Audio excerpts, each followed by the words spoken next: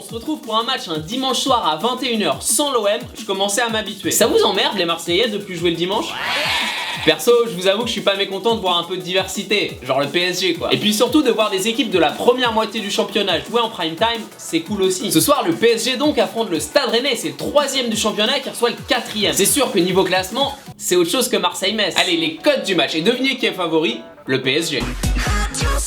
Ils sont cotés à 1,20 à domicile, le match nul est à 6,75 et Rennes 14. Et en avant-match, comme d'hab, on a eu droit à une farandole de belles citations avec celle des Rennais pour commencer. Christian Gourcuff, on va affronter ce qui se fait de mieux au niveau européen. Et Paul-Georges Ntep, le PSG redevient une équipe prenable. Donc d'un côté, t'as le mec que je qualifierais gentiment de petite bite qui assure ses arrières en cas de défaite. Tu sais, je vous l'avais dit les gars, on a affronté ce qui se fait de mieux en Europe. Je fais pareil quand ma copine me demande de réparer un truc, je suis là, ça va être dur.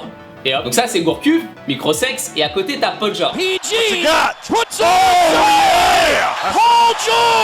Pas lui, Paul-Georges Ntep. Le mec qui a pas peur, il a la confiance, il va aller leur dunker sur la tête aux Parisiens. C'est bien ça gros, j'aime l'état d'esprit. Les propriétaires du Stade Rennais vont être fiers de toi. Et ces proprios, vous le savez, c'est pas les cuisiniers de la crêperie du coin. Ce sont les Pinot, 7ème fortune française avec 12 milliards d'euros.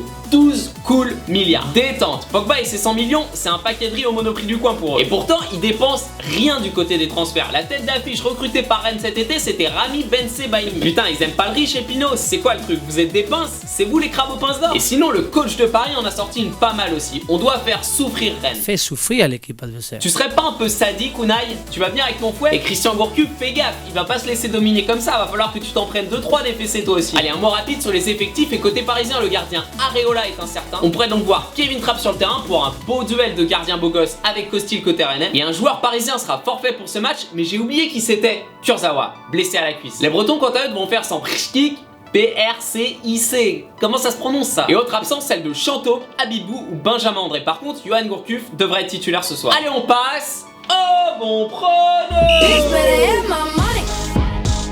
J'ai regardé PSG Ball, ça m'a bien plu, ça jouait bien, il y a eu beaucoup d'occasions pour les Parisiens. Par contre, c'était pas évident de conclure, on dirait moins en boîte. Après, mon petit Marco Verratti, il peut pas être partout, il peut pas et faire le jeu et être à la finition. Et il manquait Pastore qui devrait revenir ce soir. Je vais pas vous surprendre, mais je vois le PSG bien supérieur à Rennes. C'est eux qui auront la balle et des occasions par dizaines, faudra juste en mettre quelques-unes au fond. La cote à 1,20, j'avoue, elle fait pas rêver, mais on a rien d'autre à se mettre sous la dent. Je ferai une vidéo bientôt pour expliquer pourquoi c'est très souvent une mauvaise idée de parier sur d'autres paris que le 1M2 classique. C'est les paris où les sites prennent le plus de commissions, perso, ça m'intéresse pas. Du coup, mon pari ce soir, c'est PSG à 1,20, on avance lentement mais sûrement, et pour une mise de 100 €, j'encaisse 120 €. Merci d'avoir regardé la vidéo, partagez, likez, commentez si ça vous a plu. Et bien sûr, le concours sur la bête avec 10 paris gratuits de 10 € à gagner pour participer à liker au score, commenter. Putain les gars, j'ai pas dormi de la nuit là. Je cherche toujours à comprendre comment Blaise Matuidi a pu mettre une Magère.